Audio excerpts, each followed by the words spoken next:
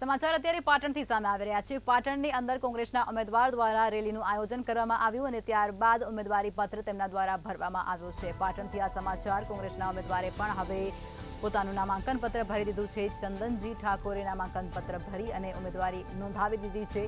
કુળદેવીના દર્શન કરી અને દિવસની શુભ શરૂઆત તેમના દ્વારા કરવામાં આવી હતી અને ત્યારબાદ રેલીને પણ સંબોધિત કરવામાં આવી હતી। કલેક્ટર કચેરી ખાતે પહોંચી અને તેમના દ્વારા ઉમેદવારી પત્ર ભરવામાં આવી ચૂક્યું છે।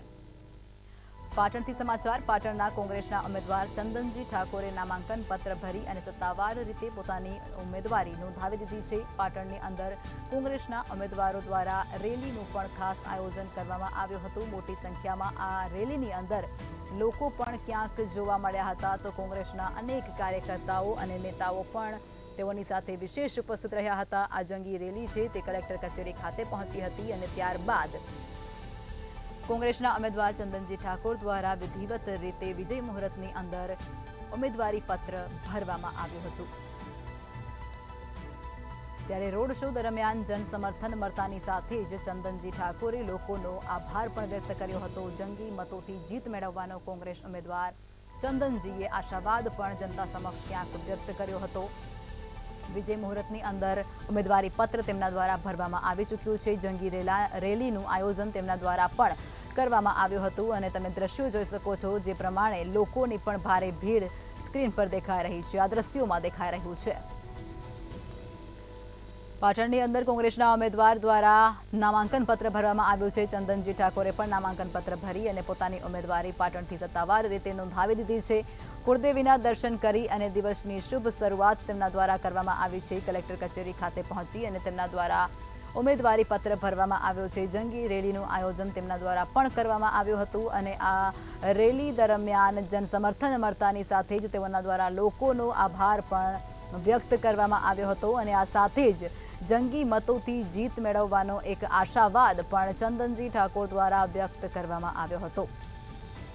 સભામાં શક્તિસિંહ ગોહિલ, જગદીશ ઠાકોર, જિગ્નેશ મેવાણી, ગેનીબેન ઠાકોર સહિતના અનેક કોંગ્રેસના દિગ્ગજ નેતાઓ છે તેઓ પણ ખાસ ઉપસ્થિત રહ્યા હતા અને આ તમામ નેતાઓની હાજરીમાં તેઓના દ્વારા પાટણ લોકસભા બેઠક પરથી કોંગ્રેસની ઉમેદવારી નોંધાવવામાં આવી છે। પોતાની દાવેદારી નામાંકન પત્ર ભરી અને કલેક્ટર સમક્ષ તેઓના દ્વારા નોંધાવવામાં આવી છે। ચંદનજી ઠાકોર દ્વારા રેલીનું પણ આયોજન વિશિષ્ટ પ્રકારે કરવામાં આવ્યું છે અને તેમના દ્વારા જનસભામાં જે લોકો ઉપસ્થિત રહ્યા હતા તેઓનો આભાર પણ વ્યક્ત કરવામાં આવ્યો છે। લોકસભાના ઉમેદવાર તરીકે આજે મેં મારી ઉમેદવારી પત્રક નોંધાવી છે।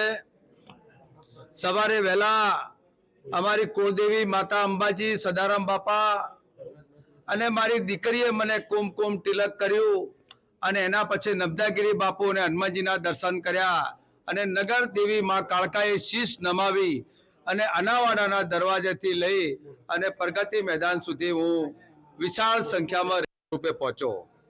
પરમ કૃપાળુ પરમાત્માને પાટણના દેવી દેવતાઓ અને સમર્થકોનો ખૂબ વિશાળ રેલીમાં મને સમર્થક મળ્યું અને 18 આલમ લોકોએ મારું સ્વાગત કર્યું। વેપારી લાઈને મારું સ્વાગત કર્યું। આજુબાજુના વિસ્તારે મારી બહેનો, કોઈ દીકરીઓ મને કુમકુમ તિલકથી કોઈએ મોં મીઠું કરાયું, કોઈ શ્રીફળ ને સાકર હાથમાં આવી, કોઈ અનેક વસ્તુથી મારું સ્વાગત કર્યું। અતિ ભવ્ય મને 18 આલમનો મોટો પ્રેમ મળી રહ્યો છે। લોકો આજે મારી જાહેર સભામાં આપ જોઈ રહ્યા છો એટલે હજારોની મેદની સંખ્યામાં લોકો મને સમર્થન અને આશીર્વાદ અપાયા છે। અમારા ગુજરાત પ્રદેશ કોંગ્રેસ સમિતિના પ્રમુખ સન્માન્ય શક્તિસિંહભાઈ, સન્માન્ય અમારા પ્રભારી મુકુંદ વાસનીજી, જગદીશભાઈ ઠાકોર, રઘુભાઈ દેસાઈ, કિરીટભાઈ પટેલ અને દિનેશભાઈ ઠાકોર, કોંગ્રેસના ધારાસભ્ય અમરતજી ઠાકોર, અન્ય બીજા આજુબાજુના વિસ્તારના જે અનેક ધારાસભ્યો સમર્થકો જોડાયા છે અને બહોળી સંખ્યામાં આખા લોકસભા વિસ્તારમાંથી લોકોને મને ખૂબ મોટી સમર્થક મળી રહ્યું છે અને પરમ કૃપાળુ પરમાત્મા સદારામ બાપાને આપ સૌના મિત્રોના આશીર્વાદથી, આજે વેપારીઓના આશીર્વાદથી અને મતદારોના આશીર્વાદથી મને જંગી બહુમતી જીતાડીને દિલ્હી મોકલશે એવો મને સંપૂર્ણ વિશ્વાસ છે। પાટણથી કોંગ્રેસના ઉમેદવાર ચંદનજી ઠાકોરે નામાંકન પત્ર ભરી અને પોતાની ઉમેદવારી પાટણ લોકસભા બેઠક પરથી નોંધાવી દીધી છે।